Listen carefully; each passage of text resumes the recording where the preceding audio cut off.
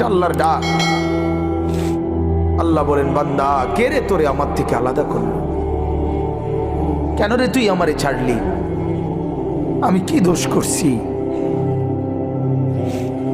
হাদিসের মধ্যে আছে, লাইসা মিন ইয়াউমিন ইল্লা ইউরাদু আলা নবী সাল্লাল্লাহু আলাইহি ওয়াসাল্লাম আমালা উম্মতিহি গুদওয়াতান ওয়া আশিয়াতান। শোনো যুবক, আল্লাহর নবী বলেন প্রতিদিন দুইবার, সকালে একবার, সন্ধ্যায় একবার, আমার উম্মতের আমল আমি রাসূলের সামনে ফেরেশতারা পেশ করে।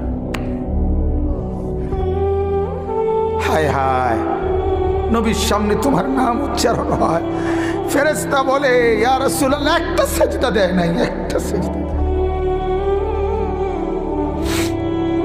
একটা সেজদা দেয় নাই। আল্লাহর নবী তখন বলে, হায় আমার উম্মত,